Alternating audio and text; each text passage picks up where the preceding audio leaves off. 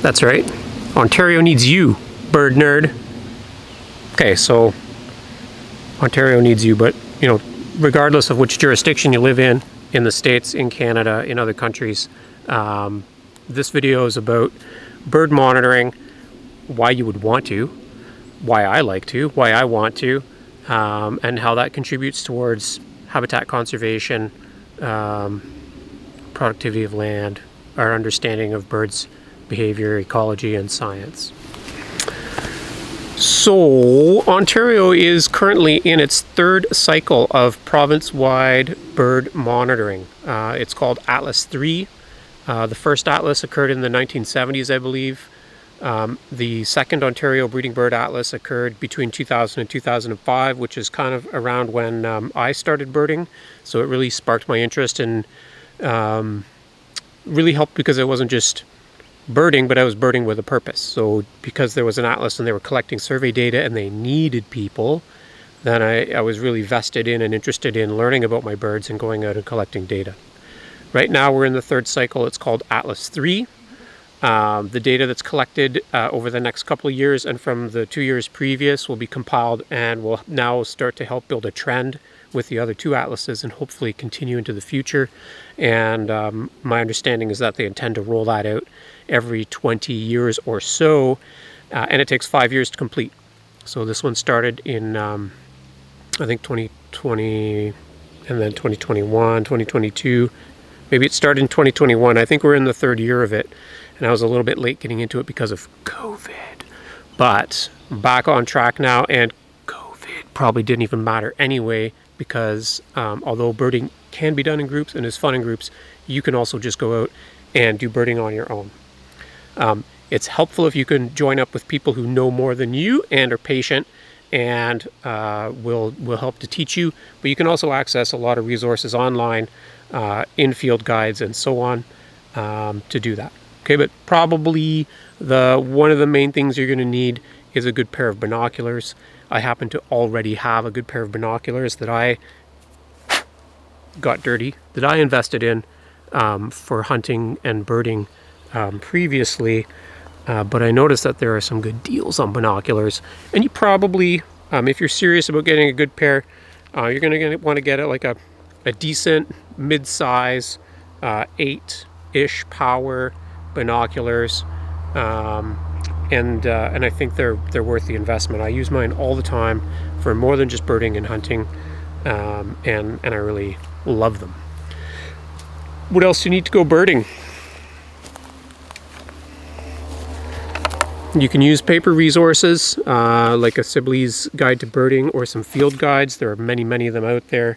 I pretty much guarantee that whatever state or province you live in, there's probably a bird guide that's like, or resource online that's very specific to your locale.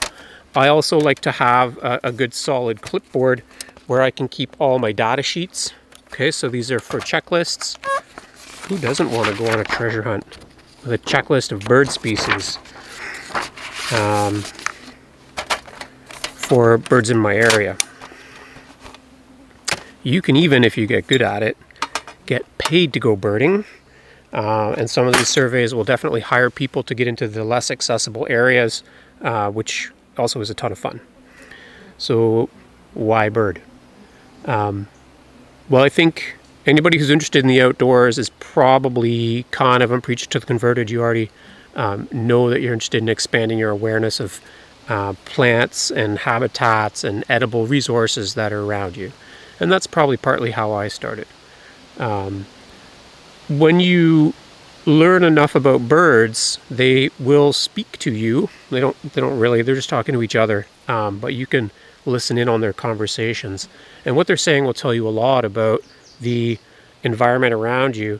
It'll also tell you a lot about the movement of predators or other birds or other animals on the landscape as the birds that you're listening to change their calls or their flight patterns and so on. So when I'm deer hunting, for example, number one, I'm trying to be quiet. Number two, I'm listening to the wind. Listening to the wind. I'm moving with the wind, paying attention to the wind. And then number three, I'm listening to the birds around me. When they go quiet, I go still and I listen. And when they're noisy and not worried about stuff, I know that I can move a little bit faster and see what's out there. I think it's also rewarding, like when you go out and you realize that there's like such a variety of birds. So there's a ruby-crowned kinglet calling right now. It's going to be in the top of a tree. A yellow rump warbler. There was a white-throated sparrow earlier. I've definitely been in situations where I've heard birds fairly far away, and they tell me basically what kind of habitat is there because they're so strongly associated with water. For example, if I hear alder flycatchers, then I know that there's probably alder trees, but probably also like some aquatic habitat. If I hear common yellowthroats, that makes me think that there's some open water and riparian habitat nearby. If you hear geese, they're usually calling, if they're not flying by, they're usually calling from a territory on a beaver swamp often. And you might not know it's there or be able to see it over the hill, but when you hear those calls, that gives you an idea about the terrain around you. You also might like hunting for birds, and so knowing about birds and being tuned into them might really help in your hunting successes. So if you want to participate in a project such as Atlas 3, you're going to want to go to, in Ontario, to birdsontario.org. That's going to be your launching pad for participation in the Atlas.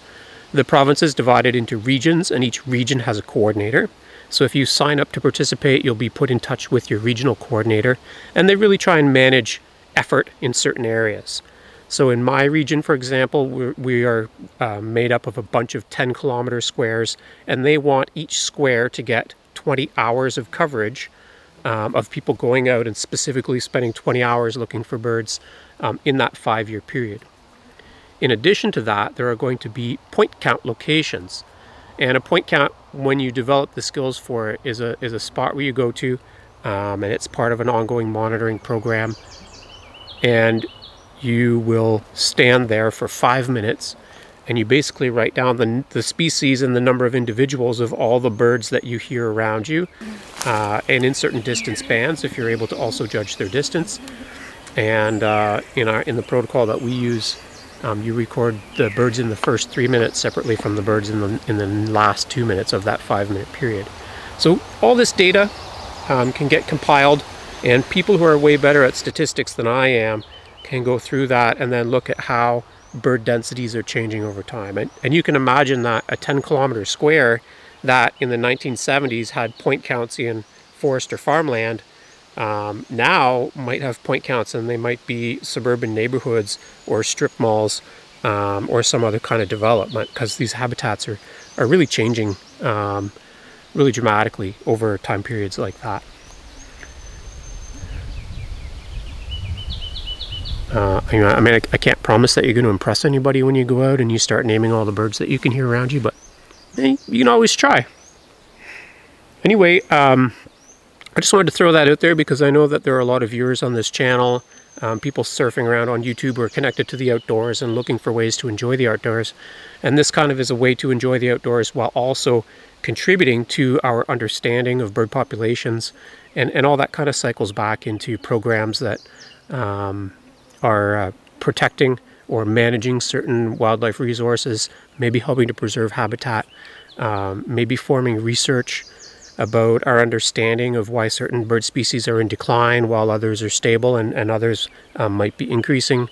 It might go into managing rare or extirpated species. It might go into managing invasive species, which are having an impact on native species. Unfortunately, the time of year for the very best birding is right now, which is also like peak blackfly season, which is why my hands are constantly moving and squishing bugs, because I'm a bit stubborn about using bug spray. But if you're putting together a little birding kit, you're going to want some long sleeves, maybe a bug net or some bug spray. It's a bit tricky to get those binoculars up to your eyeballs when you've got a bug net in front of you, but I happen to know from experience that you can definitely do a lot of birding that way. A backpack, water, food, a phone with a good GPS and maps, or a GPS unit with good points and maps on that. Maybe a notebook, maybe a field guide, maybe a clipboard, all your printed data sheets. Obviously, you can also just pull out your smartphone, and there's an app for everything now. You can just start uploading your data pretty much instantly as you're making your observations. So lots of opportunities there. In my area, we have a naturalist club, and a lot of regions will have a naturalist club or a field naturalist club, some kind of a nature enjoyment club. You could maybe even have an amateur ornithologist club or specifically a birding club. So lots of opportunities to connect to people. I know when I was young, it really helped me to learn from people who knew what they were doing. And also because I was a starving student, it meant I got to try out people's nice gear who were, at a different point in their life than I was at that time, and could afford nice telescopes for watching shorebirds and waterbirds, or nice binoculars for field birding, good sound systems for playing calls and monitoring callbacks and things like that. So they're really good opportunities. You'll meet like-minded people. You get to try out some interesting new gear. They'll probably tell you all about gear, what they reviewed and what they like, and what books are best, what internet resources are the best. But ultimately, it's just another way to get yourself outdoors, but to really apply yourself. And I think that's key. Your lowest level of outdoors activity is when you're just out there. But the more you interact with the environment, and then understand your environment, and then collect data about your environment, you are increasing your comfort level probably outdoors, but also maybe also your interest level in the outdoors and the connectedness of everything. You hear that? That's not even a bird, right? So you might find out that some of the things that you thought were birds aren't even birds. They're squirrels, they're chipmunks, they're wood frogs, they're spring peepers, they're toads, they're whatever. Anyway, Ontario needs you, bird nerd.